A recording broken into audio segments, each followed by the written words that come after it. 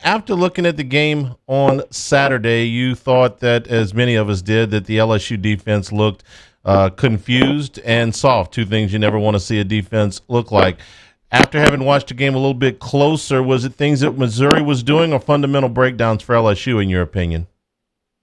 Well, I think Missouri definitely gives you some schematic challenges for sure. And, LSU's playing with, frankly, just playing with a lot of guys who haven't played a lot. But I still feel like after watching the game, LSU has a lot of room to improve in several categories. Number one, they have to set edges to the defense right now. They're not doing that. They're letting the tailbacks be able to circle, the defensive line and get the ball on the perimeter. They were getting knocked back several times on the edge of the defense. I feel like the communication is still not good. I think sometimes some guys are playing zone. Some guys are playing man. It looks like they're trying to either pass off or they're confused on who has what in situations where there's, wheels coming out of the backfield, things of that nature. And then when you talk about just being confused about playing zone or man, I mean, you saw Missouri, run a little number two out and one on a post and nobody's covering it. I mean, those things are day one breakdowns that should never happen. So the communication's got to get better.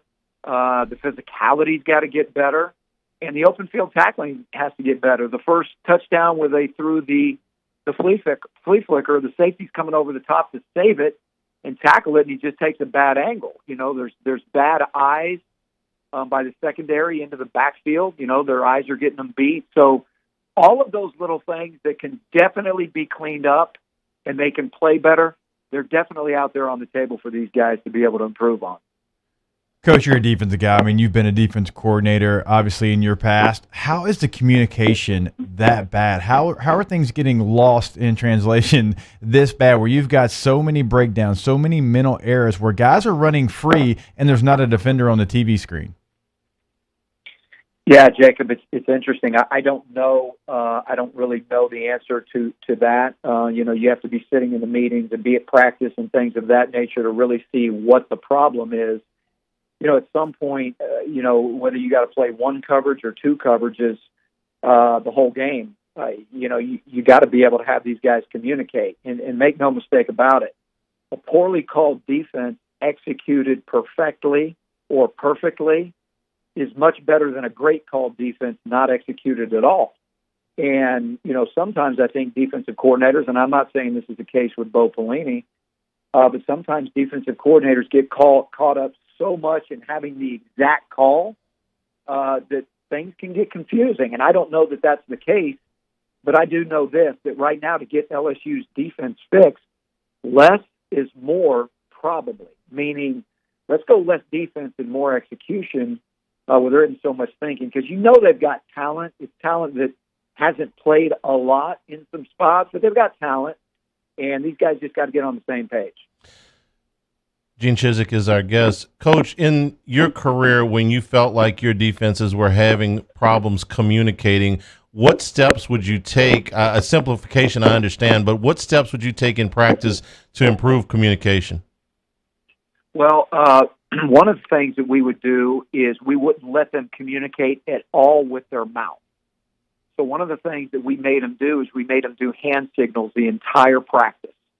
That way, nobody was listening to anybody. And I know that sounds like, man, that might be kind of counterproductive, but it made them look at the other player, get a hand signal for whatever the call is that you have to adjust to on the move, either by a formation or a motion or something that changes and can change your responsibility mid-snap or pre-snap. There's things like that you can do to ensure that your guys are communicating. You do that on Tuesday. You do that half of Wednesday. And all of a sudden on Wednesday, the other half, now you're talking and you're chirping and everybody's communicating.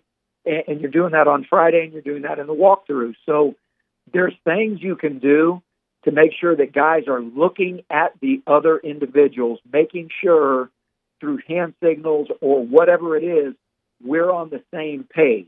But communication is key. And without it, because of all of the things that offenses do to you, I mean, offenses force you to communicate on just about every defense that you call. And if you don't have that open line of communication where guys are confident and feel very comfortable in what they're checking or what they're communicating, you're going to continue to have breakdowns. And let's be clear, it's not just LSU's defense. I see it across the board with several defenses in the league right now. Coach, you said something that I want to hit on there. You said being comfortable, being confident. As you know, when you don't really know your assignment, you're not going to be confident, so you're going to be a step behind. You're not going to maybe go as hard as you need to. The most glaring stat for me, Coach, is Missouri had 5.3 yards before contact on their rushes. That should never happen at a place like LSU, and people ask the question, well, how does that happen? Well, when you don't really know where you're going, you're not sure where you're going to be passive, and when you're passive, it's the SEC. Teams are going to push you back. Yeah, Jacob, so to your point, defensive football is simply this. It's sight, movement, and contact, okay? So what that means is you got to see where the ball is, you got to move to it and hit it. Well, the problem with defenses that aren't playing well is they can see it, but they're not really sure where they're moving to it, and more than likely the guys you're playing with will hit it. So it's the middle part that becomes a problem on defense. Where do I fit? You talk about run defense. Guys, run defense is simply gap control. That's what it is. Everybody on the defense has a gap, okay? Now, that doesn't mean that you won't lose the one-on-one block and lose your gap here and there. That's going to happen all day long to different individuals. You play great defense when everybody wins their gaps. The problem is when you don't know exactly where your gaps are, where a motion or a movement or an adjustment in your alignment, makes you defend one gap where you thought you started out having another gap. And there's some of that going on. Who's got what gap? So when you combine with points of attack getting knocked backwards, which is happening at LSU right now, at the point of attack, some guys are getting knocked backwards. Okay, that's not good for a defense, but it's happening. I'm not saying it's happening on a regular basis. But when you have that combined with guys not knowing exactly where they're fitting their gaps, that's where you have issues. And so these are the things where these guys are going to have to get a better comfort level with exactly where they fit in the defense, both in the run game and the pass game. Gene Chizik is our guest. Coach, if you're having communication problems on defense, it seems to me the last coach you would want to face on the other side is Dan Mullen. Now, I'm sure that Mullen is expecting LSU to make some kind of adjustments, but what do you think he's thinking when he looks at this LSU film? Well, I think that he's going to formation LSU. I think Dan does one of the best jobs in the country. He's got his set formations, and he looks exactly how you line up to every formation and then how he can take advantage of you based on your alignment. And he'll line up in that formation. He'll look at your alignment. They'll check to the sideline, change the play to try to take advantage either in angles or numbers, meaning if you don't have enough guys, they're going to run to this spot or throw to this spot. Or if you don't have the right angle to cover it or have the right angle to tackle it or defend your gap, they're going to run the ball or throw the ball in that regard. So he does one of the best he's one of the best in the business, really looking at what you do to line up. So LSU is going to have to defend a lot of different formations, and then Dan Mullen's going to try to take advantage of that based on what he sees. But the bottom line is, if they get the alignment fixed, if they get the comfort level with knowing where they fit in the defense fixed, that's not where the problems end for LSU or anybody. Then it's matchup problems. Who's going to cover Kyle Pitts?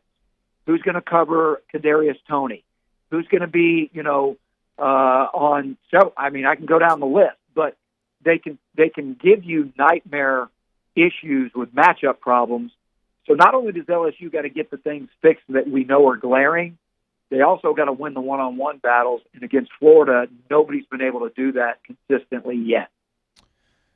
Chiz, in the past, Georgia's been really good at defense. They've been good at quarterback. They've always been able to run the football, but it hasn't been enough for them to lift trophies. They've won a lot of games, haven't won championships. You mentioned it a little bit earlier. Not a lot of people in the SEC interested right now in playing defense. That includes Alabama, Ole Miss, LSU, Florida. So can this model for Georgia, can it finally be the year where it pays dividends for them and they go out and they win a championship? Jacob, we'll see. I think this is the litmus test for them, right? I mean, Right. You're looking at one of the most explosive offenses in the country, if not the, and they're hitting on all cylinders. I mean, that offense the other night against Ole Miss, and I know it was Ole Miss, but they do it every week. It's unbelievable. It's unbelievable timing, unbelievable skilled athletes. You look up and there's a new guy, where'd John Mechie come from? I mean, so there's different guys that always pop up. And they're extremely well coached offensively, not to mention the offensive line's physical. You got a 230-pound tailback. You got a quarterback who is on fire right now with accuracy, throwing guys open. And now you're looking at a defense that you could argue in this league right now, it's not even close in terms of who's playing the best defense. Georgia's long, they're athletic, they're deep at every position. Guys, I bet you they roll in 12 to 15 guys in that defensive front, and there's never a drop-off. And then their secondary, led by Richard LeCounte, they're all over the place. These guys they're talented, they're fast, they're long, they don't give up explosive plays. If you're going to hit something on them, you have to earn it. It's going to have to be a great catch, or it's going to have to be a great throw, or both. So can they win it all, Jacob, with that? I don't know. I think their offense is getting better. Stetson Bennett's been pretty remarkable. Hadn't turned the ball over yet. I don't know that anybody in the league can say that at quarterback right now. The running game's starting to come along. You're starting to see guys like Kyrus Jackson come into the mix, catching the football along with George Pickens. So their defense is definitely good enough to be in the college football playoff discussion. If the offense keeps coming along, still feeling comfortable with what Todd Monken is putting in every week, I think they got a shot. But this week, obviously, it's going to be the litmus test for Georgia and just how far and how good they are in terms of everybody else in this league. Coach, you referenced earlier the problems defensively that many teams are having. Do you attribute any of that to the schedule that they had to follow in the summer and then into the longer training camps in regards to a lot of lack of contact? Well, in a search for answers, I could definitely spin it to a degree that way. But what was funny before the season started, where all the talk was and where everybody thought the issues were going to lie, is with the offenses, the new offenses, the new coordinators, the new quarterbacks, the timing, the rhythm. We know throwing the football requires all of those things. Chemistry with wide receivers and quarterbacks, right? That was the deal. Or the offense is going to be this, or the offense is going to be that. How far ahead of the defenses are they going to be? And now it's turned out to be the opposite. So, as we reflect kind of on what the problem is, it could be, preseason lack of tackling, preseason lack of scrimmages, lack of going live, lack of, installation, not getting those 3 or 4 installations from January to the time you play, which means you've put in your whole defense 3 to 4 different times entirely before you play your first game. It could be all of that. Guys, it's really kind of mind-boggling to me. But I will say this. The offenses in this league and across the country are becoming so difficult to defend. You got a lot of great minds out there. They have a lot of great creativity. And, with the RPOs and the things that are now built in, man, there's times out there the defense just can't be right.